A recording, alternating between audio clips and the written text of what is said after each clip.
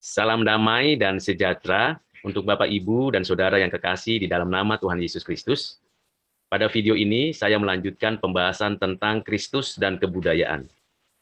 Dua video sebelumnya, saya sudah membahas mengenai model hubungan Kristus dan kebudayaan dalam perspektif pemikiran Richard Niebuhr yang saya kaji dan analisis berdasarkan pemikiran teologi reformasi dan pengalaman kehidupan saya.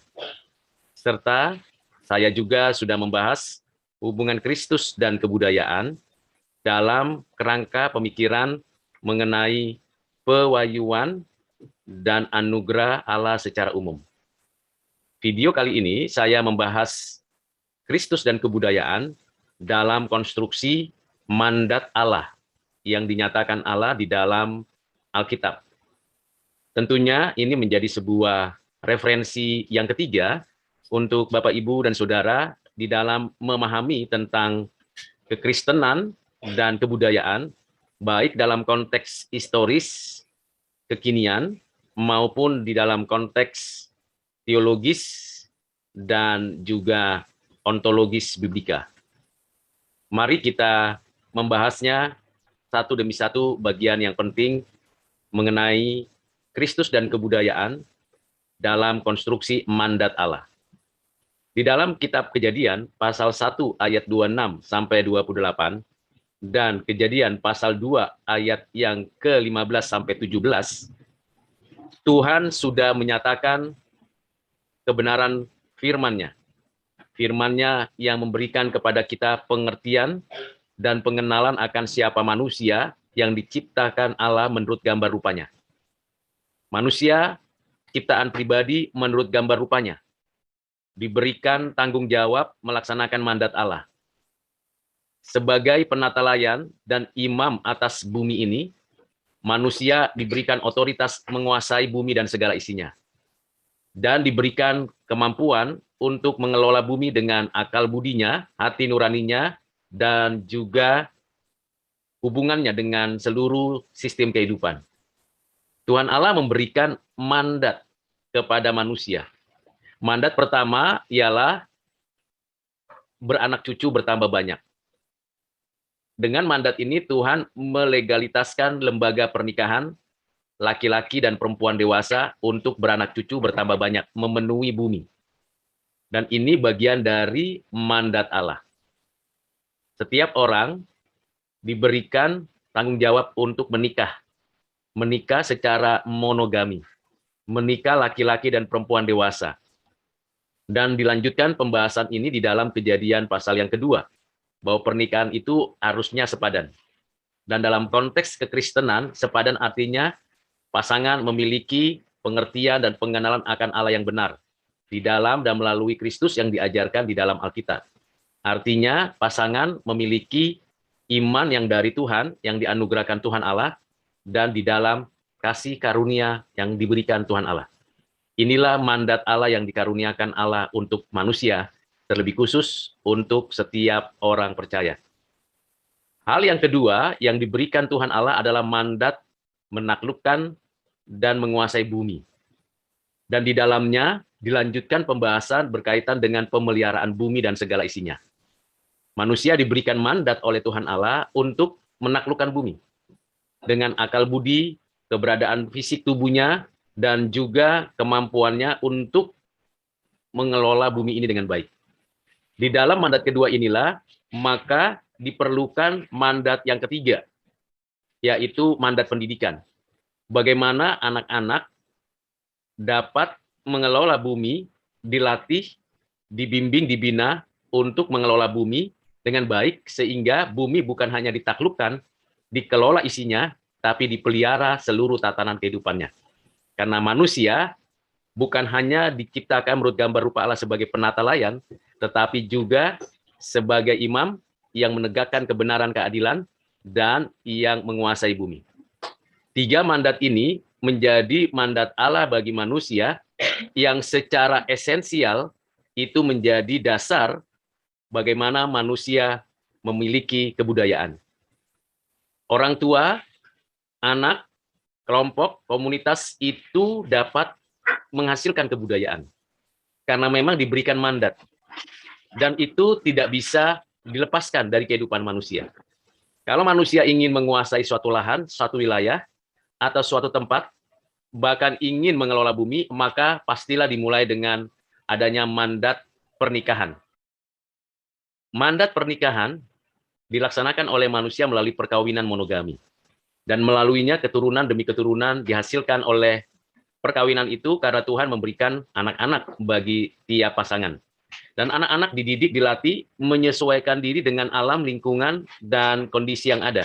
Lalu mengoptimalkan fungsi-fungsi yang ada pada dirinya, dan kemudian secara kreatif menghasilkan berbagai benda budaya. Karena di balik itu ada kebutuhan, ada yang diharapkan untuk dihasilkan.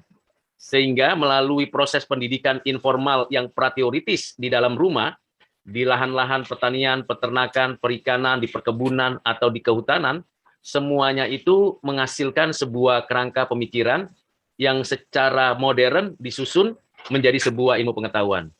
Karena hasil pengamatan dan observasi lapangan, serta penyelidikan atas sumber daya alam, sumber daya hutan, sumber daya air, sumber daya udara, sumber daya laut, dan berbagai sumber daya yang lain. Sehingga keseluruhannya menjadi satu sistem kehidupan yang mana Tuhan telah menatanya dengan baik dan teratur dan indah, dan manusia diberikan mandat untuk mengelolanya. Karena itu kita sebagai manusia bukan hanya memanfaatkan dan mengeksploitasi bumi dan segala isinya dengan sumber daya yang ada, dengan hasil-hasil bumi yang tersedia, manusia diberikan akal budi dan kekuatan fisik untuk mengelola semua sumber daya itu. Bukan hanya itu, manusia juga diberikan kapasitas untuk memeliharanya. Memelihara dalam pengertian di sini bukan hanya sekedar menahan kerusakan, tetapi melanjutkan kehidupan yang seharusnya dinyatakan di dalam dan di atas bumi ini. Karena itu Bapak, Ibu, dan Saudara, mandat ini sungguh sangat penting. Mandat pernikahan, mandat pengelolaan bumi, dan mandat pendidikan. Mengapa mandat pendidikan itu tidak tertulis secara langsung? Memang tidak tertulis secara langsung, tetapi secara implisit di dalam hubungan keluarga demi keluarga, orang tua dan anak, komunitas demi komunitas, dalam mengelola bumi. Satu pihak sebagai objek yang harus dikelola, dipelihara, dan dijaga, maka diperlukan mandat yang secara implisit ada di dalamnya, yaitu pendidikan.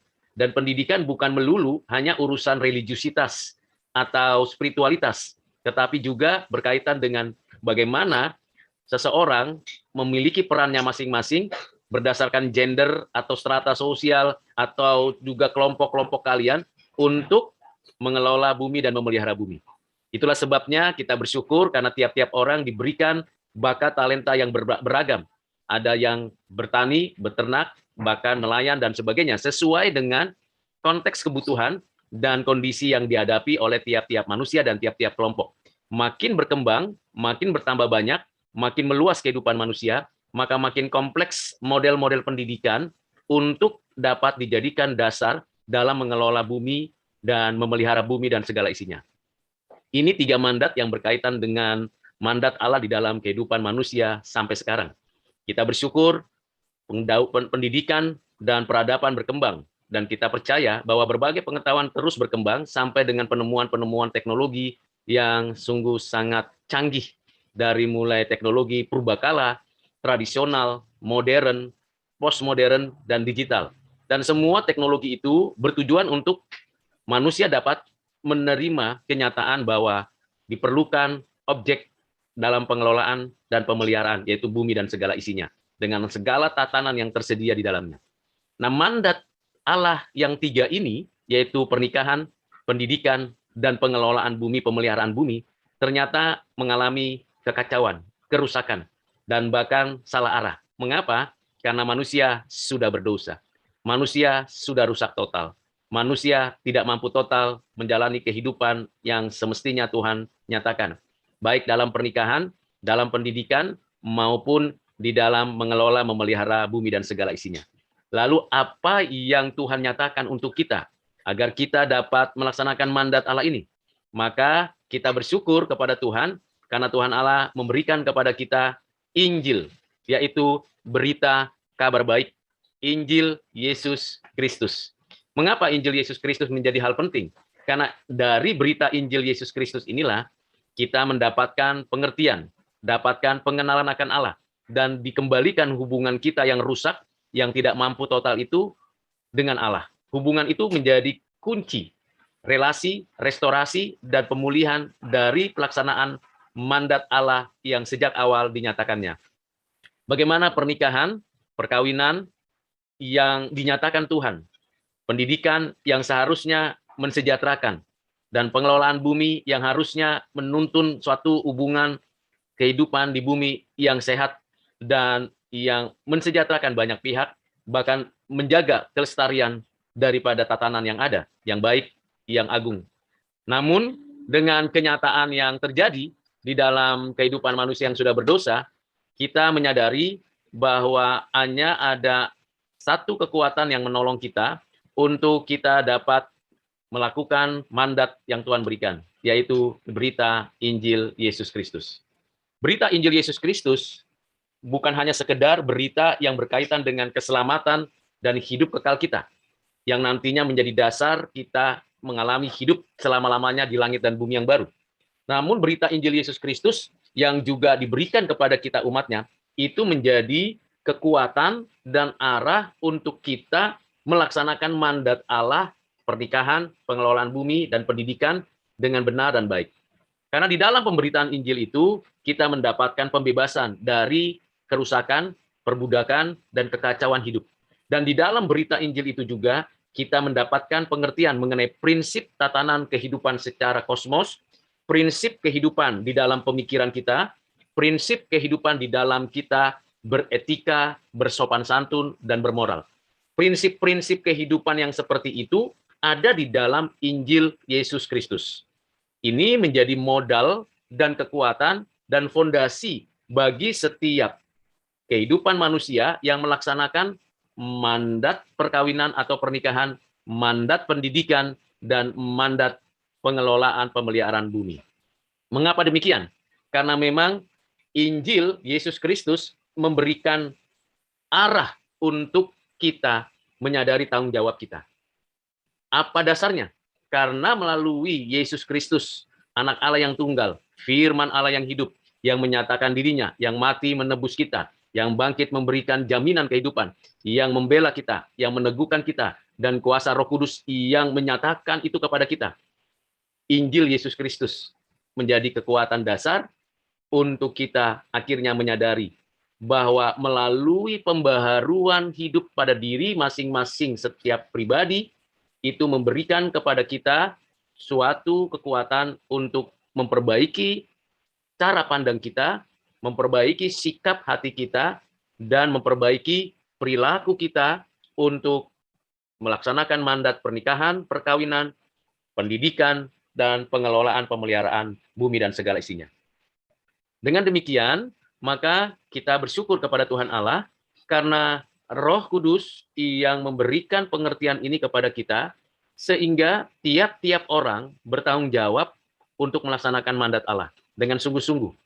Apa yang dikaruniakan Tuhan kepada kita, pekerjaan-pekerjaan baik yang sudah disediakan Tuhan untuk kita, menjadi langkah awal untuk kita merestorasi bumi yang sudah rusak, dikacaukan oleh manusia yang berdosa. Dan kita mengoptimalkan semua daya kreativitas kita dengan pengetahuan yang sudah kita pelajari, baik di rumah, di gereja, di sekolah, di kampus, di laboratorium, hasil penyelidikan berbagai ilmu pengetahuan kita manfaatkan, kita latih, kita langsung kerjakan untuk satu tujuan, yaitu mengelola bumi dan memelihara bumi dengan segala isinya. Sehingga ada kemajuan dalam mengelola lahan pertanian, peternakan, perikanan, kehutanan, sumber daya air, sumber daya laut, pemanfaatan udara, sinar mentari, dan berbagai bagian penting dari bumi ini. Kita harusnya menyadari tanggung jawab itu. Dan di dalam kebenaran itu, kita juga harus berjuang melakukan pemeliharaan bumi dan menjaga kondisi bumi supaya tetap dalam kondisi yang sehat, sehingga tidak lagi ada pencemaran udara, pencemaran air di laut maupun di danau maupun di sungai maupun air tanah. Tidak ada lagi pencemaran dari kondisi-kondisi alam yang rusak. Kita menanam pohon, kita melanjutkan perjuangan menghemat energi yang tidak dapat diperbaharui, bahkan mengoptimalkan pemanfaatan sumber tenaga surya atau sumber tenaga angin. Supaya melalui itu, maka proses pemeliharaan bumi ini berlangsung dengan baik, sebagaimana seharusnya. Bukankah seharusnya dan sewajarnya makin berpendidikan dan makin tinggi teknologi dan peradaban makin menyatakan keagungannya, bukankah seharusnya di pihak lain kehidupan manusia makin sejahtera, kondisi bumi makin baik, bahkan situasi yang ada makin nyaman ditempati. Tetapi kalau kita melihat kenyataannya, ternyata tidak demikian. Kondisi-kondisi sosial ekonomi, sosial teknologi, dan berbagai pengetahuan yang ditemukan manusia itu sudah semakin meningkat, jauh lebih pesat lagi pada abad teknologi digital ini. Ternyata kerusakan bumi dan segala isinya makin parah. Lapisan ozon makin meluas, pencairan es di kutub utara dan selatan makin bertambah. Pulau-pulau banyak yang tenggelam, laut banyak yang tercemar, danau, sungai, air tanah tercemar oleh limbah-limbah industri. Dan ini menjadi kenyataan yang sangat menyedihkan bagi umat manusia. Bagaimana ke depannya kehidupan manusia? Hutan habis diganti dengan bangunan-bangunan manusia. Dan juga tatanan kehidupan yang tidak lagi harmonis terjadi. Mengapa? Karena manusia masih berdosa dan berbuat dosa. Disinilah peran tugas dari tiap-tiap anak-anak Allah, yaitu Bapak Ibu Saudara yang di dalam Kristus, yang dengan kekuatan berita Injil dan kemampuan yang dikaruniakan Tuhan untuk kembali kepada pelaksanaan mandat Allah yang sesungguhnya, yaitu pernikahan, monogami, laki-laki dan perempuan dewasa di dalam kehidupan rohani yang sepadan. Yang kedua, pendidikan dimulai dari rumah dan pemikiran-pemikiran yang ada harus dikembangkan di rumah, di sekolah, di gereja, di kampus, di dalam masyarakat. Dan ketiga, bergiat berpartisipasi di dalam mengelola dan memelihara bumi. Dengan demikian, hubungan Kristus dan kebudayaan itu seperti apa dalam konstruksi mandat Allah ini? Tentunya Kristus yang menjadi pusat dari kehidupan berkeluarga. Kristus yang menjadi pusat dari pendidikan baik prateoritis maupun teoritis, baik yang bersifat pengetahuan umum maupun khusus, baik yang berbentuk vokasi, keterampilan, teknis, jasa, dan yang lainnya. Kristus menjadi pusat dan kontrol dari semua pemikiran itu, karena dia adalah sang kebenaran. Dan Kristus juga yang mengarahkan bagaimana seseorang itu mengelola bumi dan memeliharanya. Mengapa demikian? Karena Kristus pemilik jagat raya ini. Kristus yang adalah Raja semesta alam. Kristus yang memberikan kebenaran-kebenarannya ada diinternalisasi di dalam kehidupan manusia. Dan Kristuslah satu-satunya pribadi yang menyatakan keberadaan kemanusiaan yang sejati. Dan kita bersyukur untuk hal tersebut. Karena itu, Bapak Ibu Saudara yang kekasih dalam Kristus, bagaimana kita mengimplementasikannya? Kalau Kristus ada di hati Bapak Ibu Saudara, maka prinsip-prinsip kehidupan perkawinan, keluarga, prinsip-prinsip pendidikan, prateoritis, teoritis di berbagai level, dan prinsip pemeliharaan dan pengelolaan bumi yang baik di berbagai bidang, itu menjadi lebih betul-betul real untuk kehidupan manusia. Kalau kita melakukan semuanya itu, maka saat itu kita sadari betul bahwa itulah ibadahmu yang sejati. Jadi dengan kita melaksanakan mandat Allah ini, sesungguhnya kita sedang beribadah kepada Tuhan Allah. Jadi bukan sekedar hanya pada hari ibadah saja kita beribadah, tapi keseharian kita, kehidupan kita itu ibadah. Karena bumi ini adalah tempat di mana kita beribadah. Dan Tuhan Allah lah yang bertakhta di atas bumi dan segala isinya. Kiranya Tuhan dimuliakan dan puji-pujian kita kepada Allah bukan hanya dilantunkan dengan lirik dan lagu dan perangkat musik yang baik dan indah, tetapi juga puji-pujian kita lakukan dengan mengelola dan memelihara bumi. Tanamlah pepohonan yang baik dan berkualitas. Peliharalah sumber-sumber air yang ada sehingga tidak tercemar. Jagalah lingkungan kita dari segala limbah sampah yang merusak. Mari kita perjuangkan mandat Allah ini, di mana kita menjadi orang-orang yang diberikan tanggung jawab itu. Tuhan Yesus memberkati saudara sekalian. Amin.